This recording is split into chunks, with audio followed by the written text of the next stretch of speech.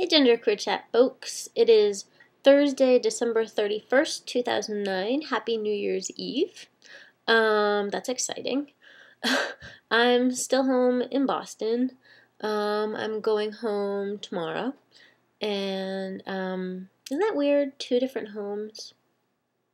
Tricky. Yeah, so this week's topic, we are talking about, holiday recaps and how things went with family and things like that. So I have notes again. I'm very proud of myself. Okay, so overall it's been really great. Really great. And everybody has called me Sam.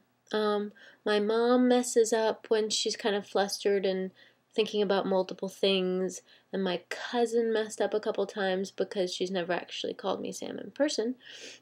But other than that, everybody calls me Sam, including my friends from high school's parents, who I never actually told to call me Sam. So my friends told them, and that is really cool. So that's been great. I've been she'd the whole time, but that's okay, because I didn't ask anybody not to call me she, because I'm not there yet. But my mom... This happened to JT too, apparently, with his dad. My mom called me he twice in one sentence in front of my brother and my dad. And she was just talking and then said he, and I didn't correct her. And then they were kind of looking at her funny, and she was like, oh, she, I mean she, I mean she. And that was interesting, but I didn't say anything about it. Besides that, everybody calls me she, including my friends who in California called me he, but they know in Boston, because I haven't talked to family about it, and because I'm not ready to do that yet, that they have switched back and call me she, so that's kind of confusing, but whatever. My parents are really trying to use gender-neutral names for me, which is really sweet. So instead of sweet girl, which they always want to call me, they call me sweet one, or sweetheart, or sweet child, or sweet Sam. That one's cute.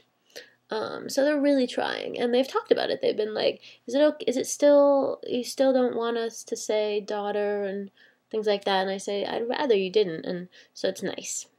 It's really nice.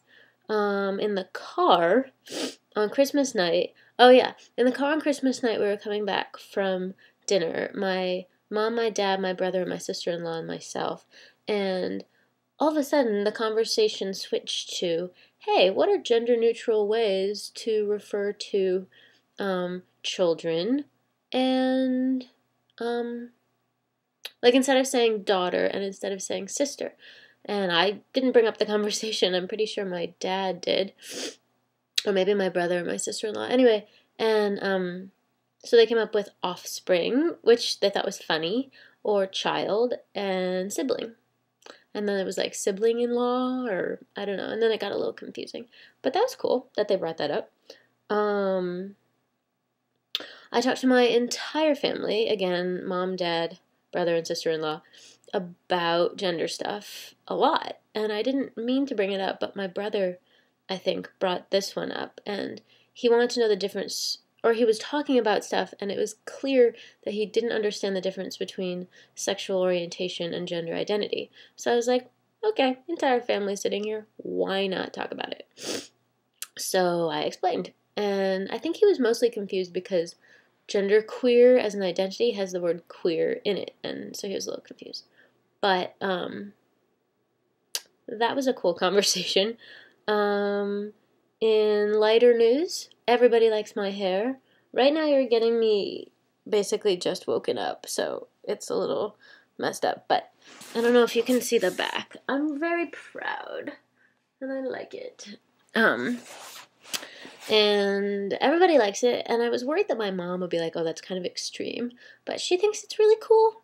And my cousins, when they came to brunch, they kept petting the back of my head because it was so soft, and they were like, you have nice hair, and like my friends' parents have commented on my hair. Like, it's nice for someone who always thinks about their hair, to, you know, have people say nice stuff. So that's been cool. The negative side of being home, but it's actually sparked some interesting conversation, is that even though I'm on the pill, I've gotten doom. And I think it's my body being like, you know what?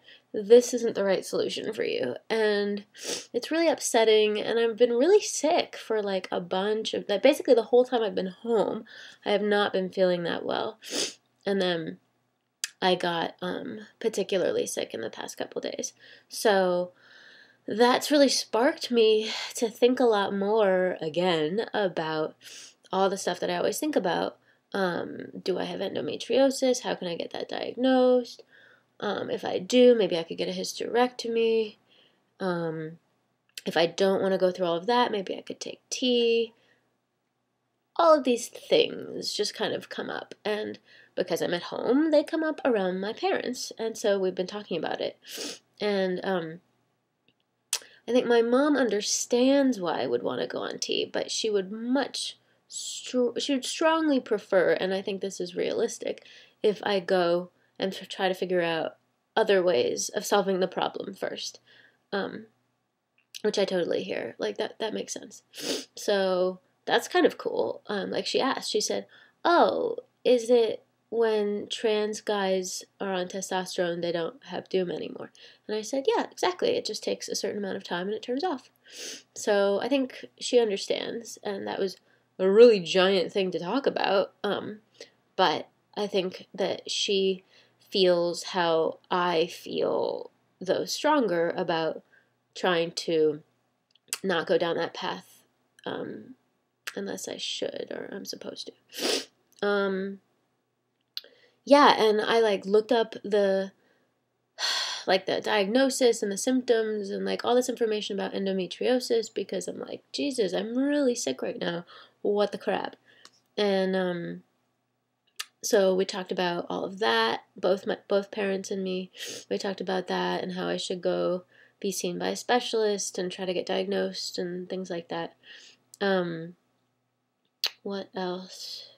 Yeah, I'm mostly just really looking forward to a more serious conversation about this stuff with my dad at some point. We usually have a pretty good conversation or two or three when I'm home, and we've just been very busy.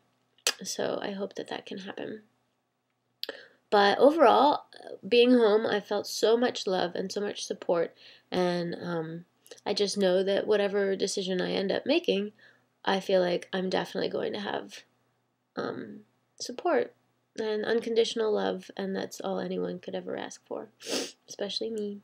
So yeah, that's what's been going on. It's been really interesting and not what I was planning on at all. But it's been cool. And it's nice to talk about these things with everybody, and not have it be a secret or something that some people understand and some people don't understand. It's been nice to just have it out in the open and be like, look, this is how I feel about myself and my body, and let's have conversations if you want to know about it. And it's great. So, okay. I think that's all. Yeah. So I hope everybody has a wonderful, wonderful New Year's Eve. Oh, that's my phone. I will answer it in a second. I hope everybody has a great New Year's Eve. I'm not actually sure what my plans are yet.